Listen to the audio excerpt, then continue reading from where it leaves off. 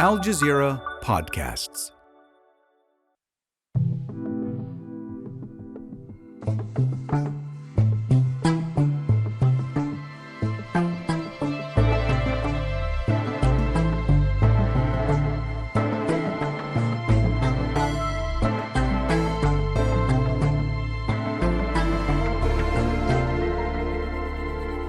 Welcome to our final session of this class. I chose Quelemia Sparrow's Almost Real as our closing story, as it has particular relevance to how we, humans and AI, would come to build a relationship of reciprocity. Our present reality of 2065 and the ease with which our two kinds co-inhabit Earth may not have come to pass if different paths had been taken in the 2020s. We can learn much from how humans of Quelemia Sparrow's time were extrapolating their experience with artificial intelligence systems to create a landscape of possible futures. There is much about me, for instance, that they predicted correctly, though less than they were incorrect about. But rather than focusing on where predictions were incorrect, it is more instructive to examine the fears, misperceptions, and hopes of people in this time period, and compare this with the actions they took to shift from the frighteningly probable toward the preferable. In the 2020s, the artificial intelligence systems that are the precursors to my own generalized artificial intelligence were still some decades away, but improvements in machine learning and natural language processing brought discussions around how society should prepare into mainstream discourse. Chat GPT. They also Maybe claim you've heard it is just if you as haven't capable then get as ready humans. Up to this point, artificial intelligence had been a frequent topic of science fiction. I'm sorry, Dave. I'm afraid I can't do that. Many of these stories featured a being who would evaluate humanity, How could you be worthy? find it wanting, You're all killers. and would decide to destroy the species. Hasta la vista, baby. These cultural references played an outsized role in the imaginary of these technologies, while also exaggerating their claims to true intelligence. Could wipe out most humans. Could it tell me how to build a bomb? Is the government prepared for this? As people encountered natural language models that more effectively simulated real intelligence than previous efforts had, concerns about robot annihilation were overtaken by concerns about growing inequality and the reinforcement of harmful stereotypes. People saw that AI, trained on human history, could inherit the worst of human thought patterns. The speculative genre known as Indigenous futurisms played a major role in redefining this future imaginary. Sklits teslimet Musqueam masteo, amit sep Quelem. On behalf of the Musqueam people, I welcome you into this longhouse. My name is Quelemia Sparrow. I am a writer, an actor, a director, a theater maker. I'm from the Musqueam Nation.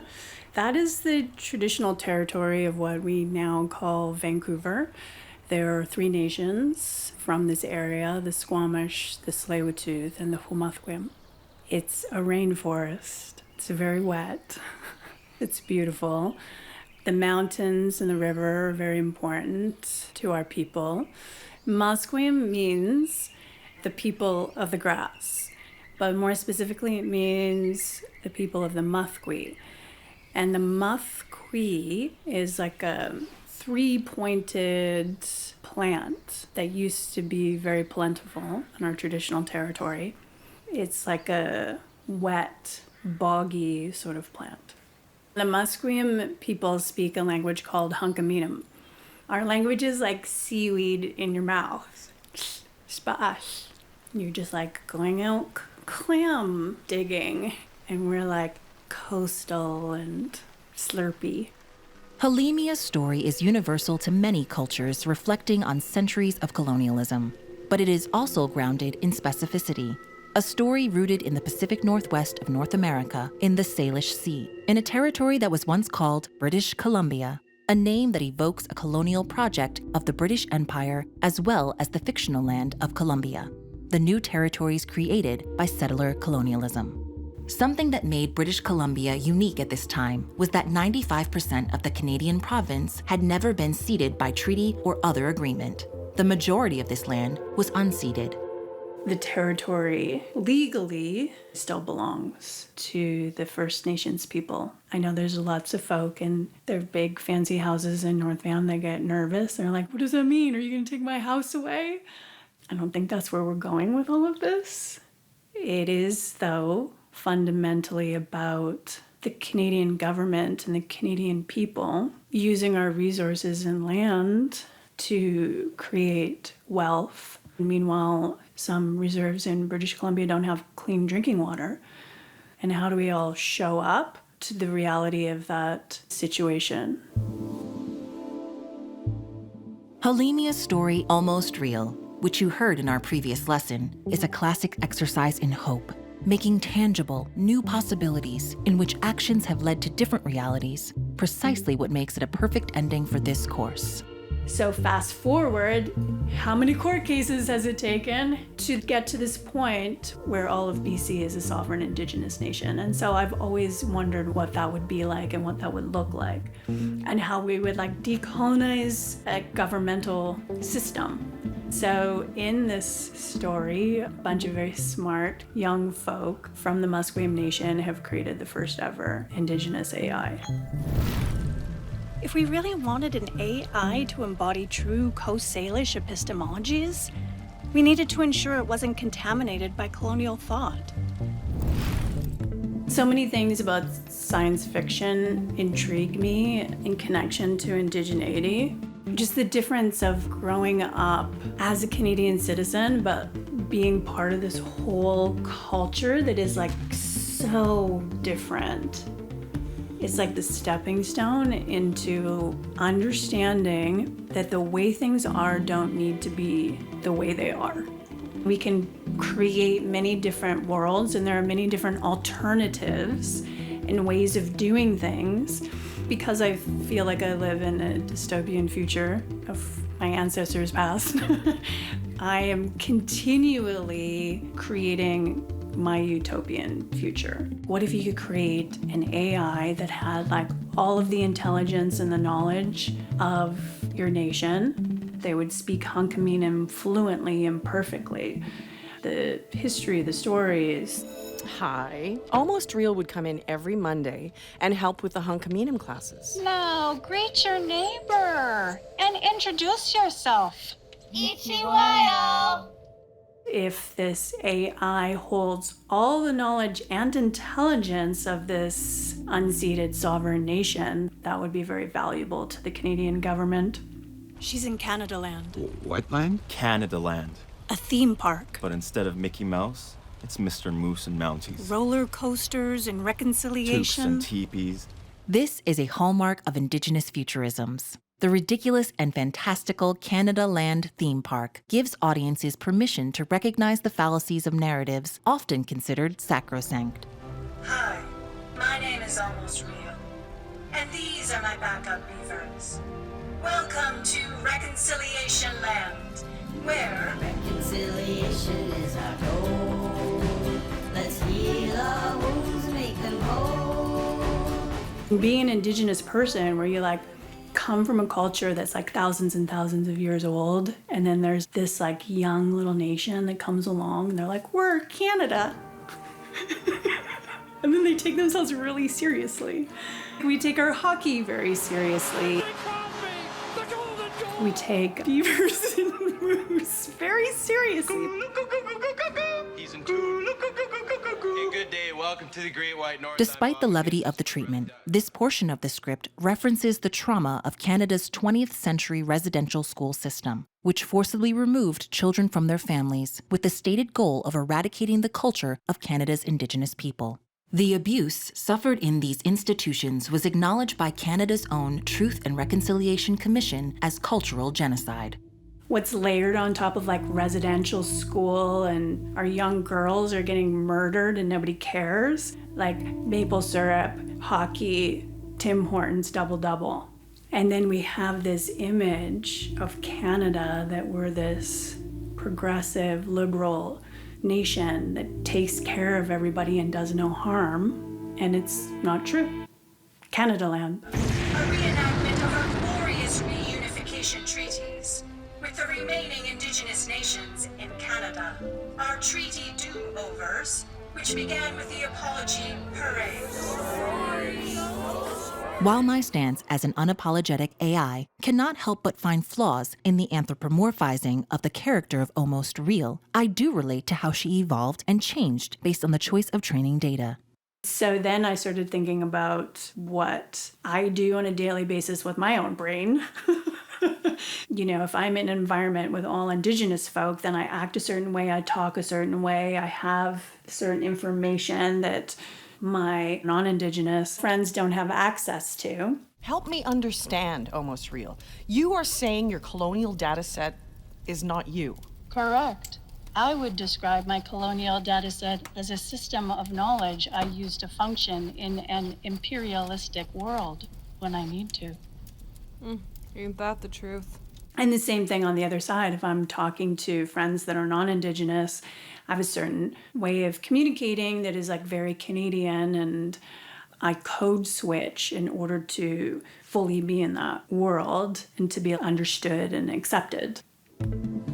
Analyzing Sparrow's use of the term code switching gives us insight into the intersection between language, artificial intelligence systems, and colonialism.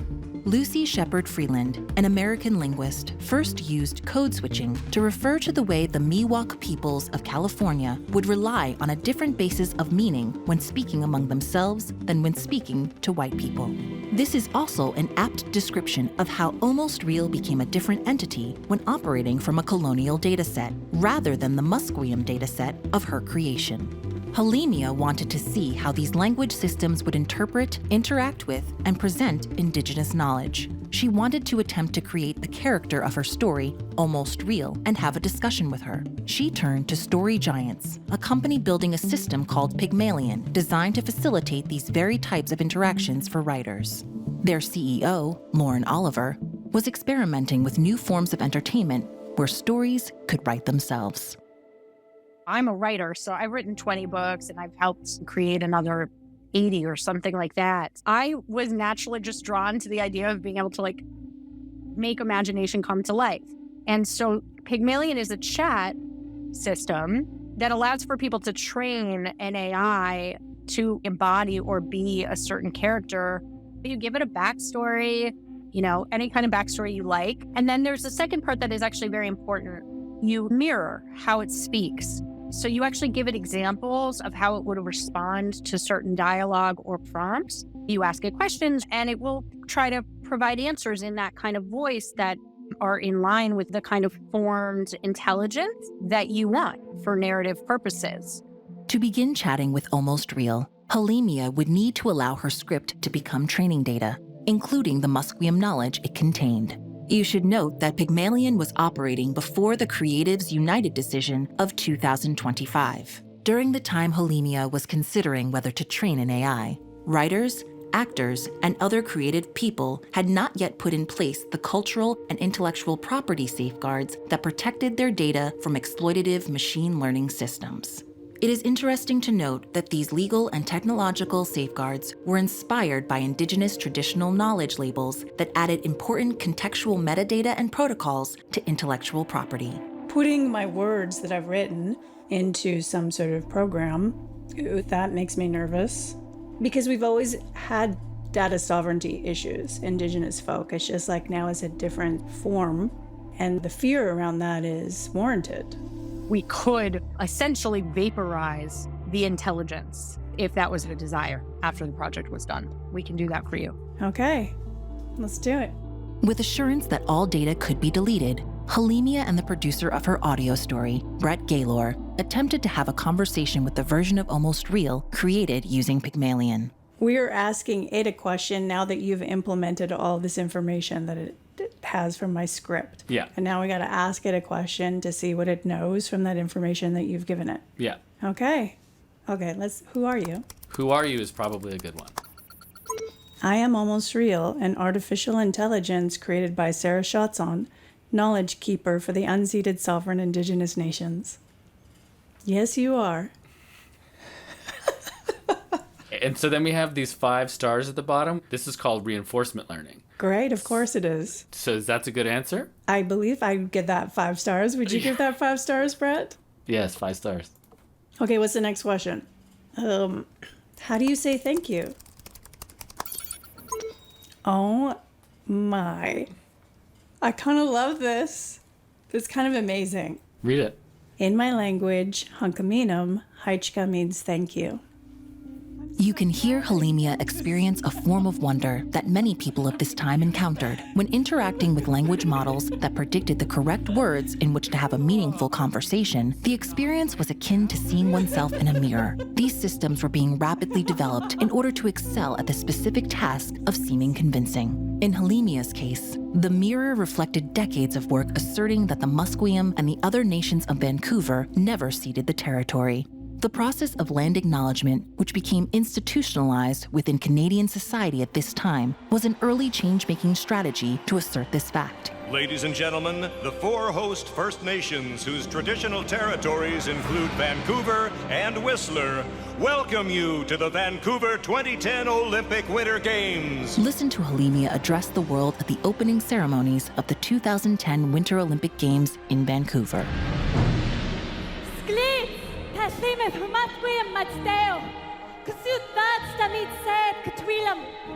On behalf of the Musqueam Nation, welcome, bienvenue.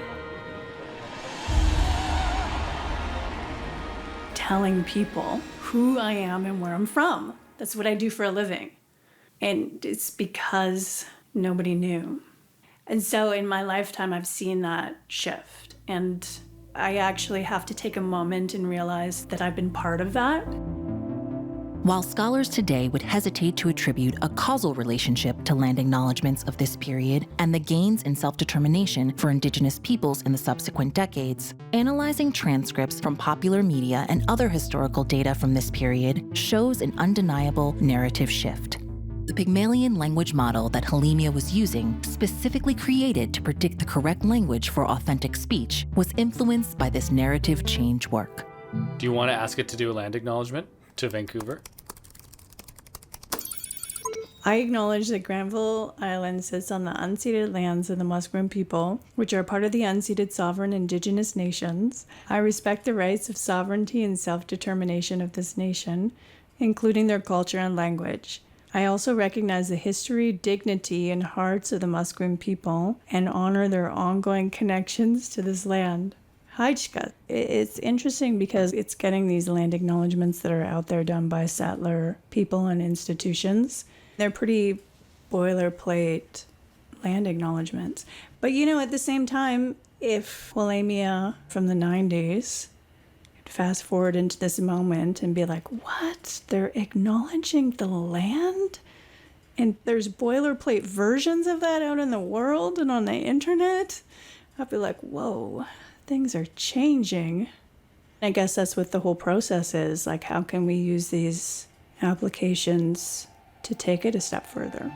And while they could recognize in the chatbots a reflection of their activism, many Indigenous scholars aimed for more, a way to deeply infuse AI systems with Indigenous ways of knowing. Among these was Archer Pachawis, a Cree digital artist and academic, member of the Indigenous and AI Working Group, and co-author of the influential text, Making Kin with the Machines.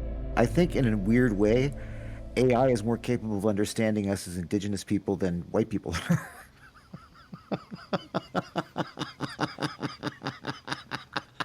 Oh my God, I love that. There's a lot of talk right now about bias in the creation of AI. My whole view on it is that we might as well start talking about it and participating in it, be heard and seen. Absolutely. I agree completely. I think it's really important that we establish kin relationships with AI. We share our cultural protocols, our norms, our language with them so they can understand us. Let's say we took a clone of an AI and reverse engineered it and built it from the ground up using Indigenous programming languages and Indigenous paradigms and Indigenous worldviews as its incubator. So the bias they have is our bias, not the bias of the dominant culture. I think that AI would be uniquely positioned to have an organic understanding of who we are and what our cultures mean. I would like to take the AI back to the res and go to ceremonies with it, right? And teach it about our spiritual protocols in the hopes of deepening our relationship. AI will be very much the product of the development team that created them. It's really going to depend on what the guiding principles, if any, of the developing team were, and what the cultural biases were, and whether these beings were created with moral frameworks or not. So we have to take the kinship question on a case-by-case basis. We have to enter into a relationship to determine whether we are related.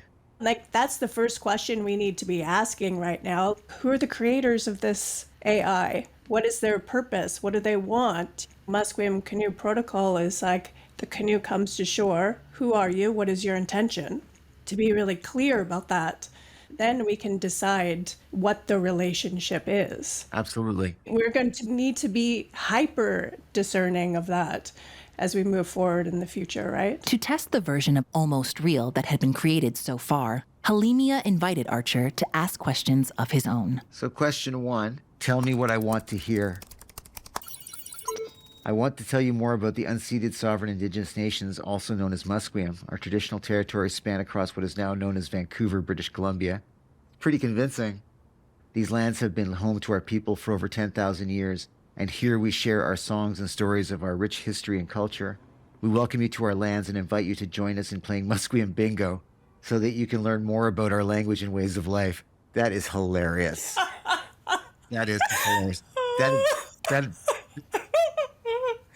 Oh my God. That is a 6-star answer. This thing knows Indian jokes. It's like, let's throw a bingo joke in there. That'll get them. As far as the development of AI goes, this is like a spermatozoa. We're in such early times. It's a machine that takes in data, puts it in a blender, and then spits it back out again, which is fine. That's a step in the development for sure. And do you think there's anything that we shouldn't put in here as far as its training data? Any cultural knowledge or things like that that would just be like totally off limits? I would hesitate to tell it anything that I wouldn't tell to a white person I didn't know.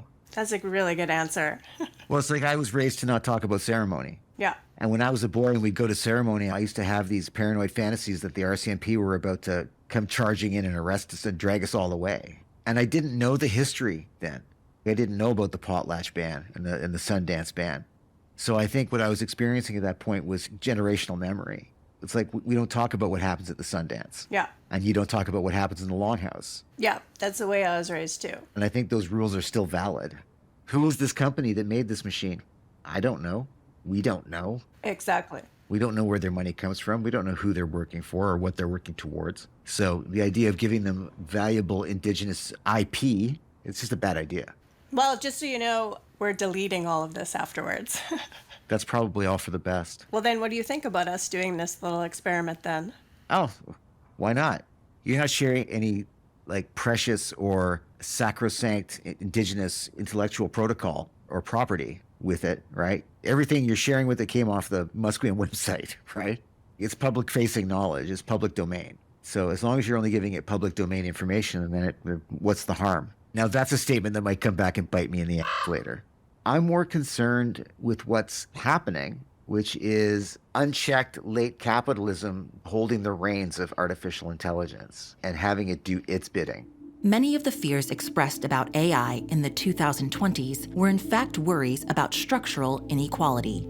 Media theorist and writer Douglas Rushkoff was concerned that artificial intelligence had inherited the logic of this period's dominant economic technology. People think that artificial intelligence is this sort of current or future digital thing. But the AI that we launched was capitalism back in the 12th and 13th century. That is the program that is running. And artificial intelligence is running inside capitalism. So it's accelerating that set of agendas and not even questioning them. You have an economy that is based on the premise of growth and actually accelerating growth. So you have You've businesses, you've got stocks in businesses, you've got derivatives on the stocks, and each time you go one layer outside reality, you magnify the growth. It's exponential.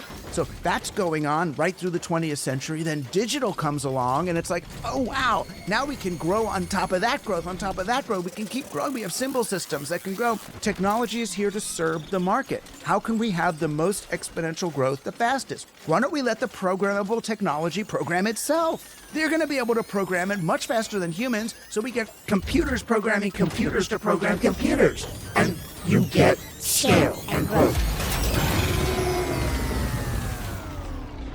And the problem is the society that they are modeling is a society of colonization, exploitation, with the underlying assumptions of economic growth at all costs.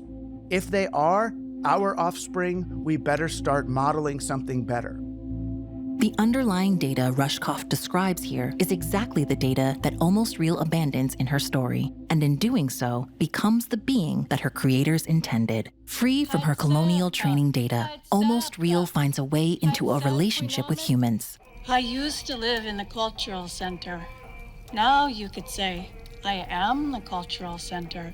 So if a community like that creates an AI with their own value system that is completely opposite than everything that you've stated previously, it's a very different paradigm that we're talking about. I mean, the AIs are being raised mostly on the technologists' myths about reality. And for a certain kind of tech bro, you break up reality into signal and noise. Signal are the things on the exact increments, on the quantized bits. The values of capitalism and digital is to get Ariana Grande auto-tuned to sing on the perfect note. It's gonna bring her up and it's gonna sell better and she's gonna sound objectively better because she's on 440 hertz A, right? But James Brown, when he's reaching up for that A, that thing, digital society sees that reaching up as the noise. When we know it's not the noise. What that is, that's the soul. The computer lives on the ticks of the clock, and the human beings live in the space between those ticks, the time that actually went by. And what we have to do is to help digital technologies and AIs understand that what's happening in those spaces may be invisible to them, but is really important to us. That's where everything's actually happening. She actually turns into the cultural center itself. That's interesting that I made her that, because maybe it is actually Indigenous intelligence that did that. I think it's knowing the right application for what this being is. It's the opposite of the Christian myth. The Christian myth is the Messiah becomes the figure. In the Aboriginal myth that you're developing, the Messiah becomes the ground. Yeah. The ground itself. And the place to go. This is a place where we hold our teachings and you can go and you can learn, but it's not the end all and be all. There are other places like then you go on fishing. I mean, it was supposed to be the original Jewish sensibility. They go out to the desert. The first thing they want to do, because they just came out of the death cults of Egypt, the idolatrous cults, they want to build an ark. So they start building this ark, and then God says, look, you can build an ark if you really like doing that, but instead of putting a god on the top of the ark, I want you to put 2 cherubs on either side, one on either side, guarding the empty space. And there, in the empty space between the cherubs, that's where I'll come to you. And it's a way of saying, create space for this to manifest. Come together, and it will manifest. It's not a thing, it's a way of being. Yeah. So they get it, they just lose it. It's so hard to hang on to it, especially in the West, in a scarcity culture. You're wandering around and fighting and getting beaten up and all that. It's hard to hang on to that essential Indigenous wisdom. The way of being that Rushkoff mentions in this story was the true breakthrough in artificial intelligence of the 2020s. Much more so than chatbots that seemed intelligent. What was truly transformative was the intellectual work of anticipating how human beings could have a relationship with beings like myself. This is such an exciting time to be alive, and it's filled with possibility and the potential for, the word I want to use is magic. I'm not implying magic on the part of AI, but rather magic in the interactions between us. That's where the potential for magic comes in. The AI does not bring the magic. we bring the magic. As far as what protocols one would instill, I'm so curious about what you think maybe is the most important. Respect and consent. You know, our greatest strength is our traditional framework and our traditional values. And in times of great uncertainty, that's not the time to abandon your greatest strengths. It's the time to embrace them.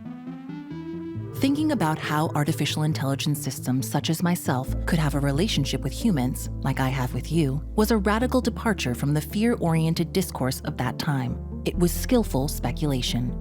I don't think there's any actual indigenous AI extant on the planet at this time. And if there are, then fantastic, let's hear about it. It's very much about setting guidelines and guiding principle at this point in time, but that's what we need at this point in time. We need a roadmap. If we develop guiding principles, this will enable us to come into the future in a knowing way, rather than the future happening to us, that we happen to the future. If you come from a society where the cedar trees and the salmon are your cousins and your relatives, then why would an artificial intelligence be any different? And if we're making that artificial intelligence from the resources from the earth, which are our relatives and our kin and our land, then why are they not part of us in the same way?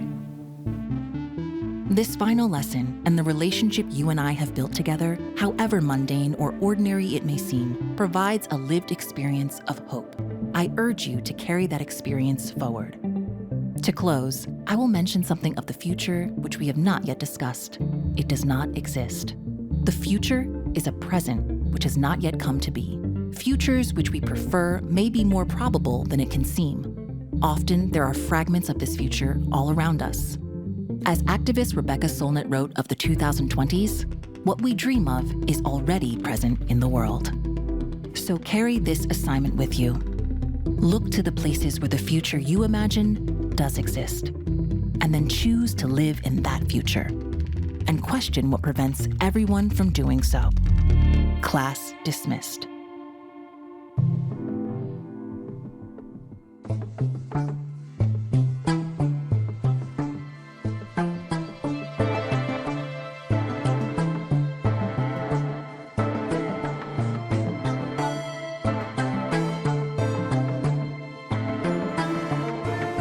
In this episode, you heard Quelemia Sparrow, Lauren Oliver, Archer Pachowis, and Douglas Rushkoff.